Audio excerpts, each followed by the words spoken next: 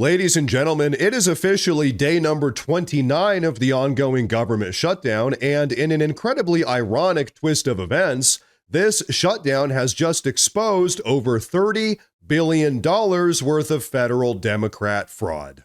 Now, as I'm sure you might have noticed, the biggest story in the nation right now is the impending shutdown of federally funded food assistance on November 1st, otherwise called SNAP benefits, all because this shutdown that's been entirely manufactured by Chuck Schumer and the Democrats. You see, a whopping 42 million Americans every single month allegedly receive these federally funded SNAP benefits, but what if I told you that when you really start breaking down the numbers, most of these SNAP recipients aren't even Americans at all? But hey, if you don't believe me, take a look at today's bombshell report. There are 42 million people in this country that need food stamps on a weekly basis. And we're saying people deliberately instead of Americans because most of the people that are on food stamps aren't even from this country. 45% of Afghanistan immigrants are on food stamps, 42% of Somali immigrants, 34% of every immigrant from Iraq, 23% of Haitians, 59% of all illegal aliens are collecting food stamps, meaning that most of the people getting food stamps from the U.S. government and the U.S. taxpayer are not even Americans. Think about that. And we didn't know about any of this before the government shutdown started, but thanks to Democrats, we can confirm tonight that millions of Joe Biden illegal aliens, people who crossed the border when Joe was president, are now collecting food stamps from a program funded by hardworking American taxpayers. And so, folks, there you have it. Really, this entire situation is just absolutely insane. And like I said, it's only because of this ongoing Democrat-manufactured shutdown that now people are really taking a closer look at the SNAP program and realizing what's really been going on. And just to be very clear, what's been going on here is that all of us American taxpayers have been paying for around $2.8 billion worth of food assistance per month, or $33.6 billion per year, for all of the Democrats' illegal aliens. It's absolutely insane. But you know what? Here's some more information about the SNAP program that's going to absolutely blow your mind. Right this very moment, white Americans represent right around 59% of our nation's total population. However, white Americans also pay a whopping 82% of yearly federal income taxes. But with that being said, white Americans collect just 8.6 of the annual federal SNAP benefits. So folks, when I've spoken about the far left's plan to replace Americans with illegal aliens from the third world, this is exactly the type of thing that I'm talking about. But the craziest thing about all of this is that still the Democrats are trying to lie about the entire situation. In fact, take a listen to what Hakeem Jeffries had to say about all of this just the other day. And under current law, undocumented immigrants are already ineligible for Medicaid, the ACA exchanges, and for SNAP benefits. Not a single undocumented immigrant in this country gets a dime in federal taxpayer dollars. You hear that? According to Hakeem Jeffries, not a single illegal alien has been collecting federal taxpayer-funded benefits. Which is curious because Letitia James had to say this about SNAP just earlier this morning. This administration is attempting to use this program as a tool in their cruel and chaotic targeting of immigrants. They are basically trying to weaponize the SNAP program against immigrant communities in violation of the law. They even removed a notice on the USDA's website that promised people could apply for and receive SNAP benefits without immigration consequences. Wait a minute, folks. Something isn't adding up here. House Minority Speaker Hakeem Jeffries is telling us that it's just impossible for illegal aliens to receive federally funded benefits. However, Letitia James is mad at the Trump administration for trying to cut illegal aliens off of SNAP. It sort of seems like the Democrats' story isn't exactly adding up. Luckily, however, we're not the only ones here noticing all of their hypocrisy and lies. In fact, take a listen to what House Speaker Mike Johnson had to say just earlier this morning. Democrats are still out trying to convince you that this is somehow Republicans' fault. But the facts are the facts, and the American people can see that very clearly. They see the truth. We brought you a handy scorecard here so you can, follow the votes. I mean, this is very simple. The votes to pay the troops and federal workers and continue SNAP benefits and get air traffic controllers and Border Patrol agents paid.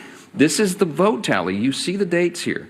The House did our work back on September 19th, and Republicans voted yes. Democrats voted no on all those things, and the Senate has now done it an additional 13 times. These are the votes. No one can say that this is in any way the fault of Republicans. We have a clean, simple bill, and everybody knows it. House and Senate Democrats are openly admitting that this is their shutdown. You have seen the highlight reel of all of them stumbling into admitting that. And yet they're also incoherently claiming that the shutdown is somehow on the fault of the other party. And the people aren't buying it.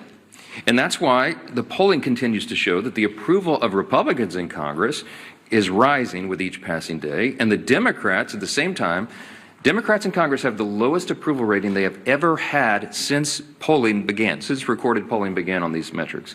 And so, folks, as we've talked about quite a bit here on this show, every single day that this Democrat shutdown continues, the Democrats continue to hemorrhage support.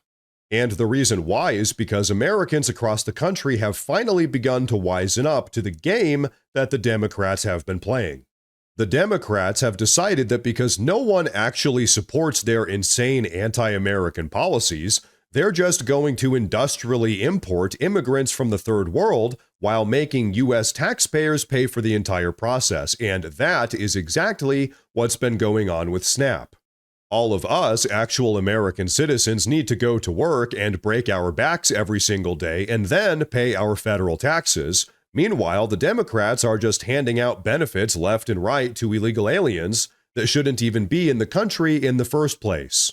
But now, just earlier this morning, Vice President J.D. Vance actually had an incredible breakdown of this entire situation that I want you all to take a look at. But first, I do want to say real quick that if you folks enjoy the daily news updates, please consider subscribing to the channel because it really does help a lot. But okay, take a look at this one. Okay, our immigration policy is set in theory by Democratic policy. You vote for congressmen and women. They enact the immigration policy. The President of the United States enforces that immigration policy.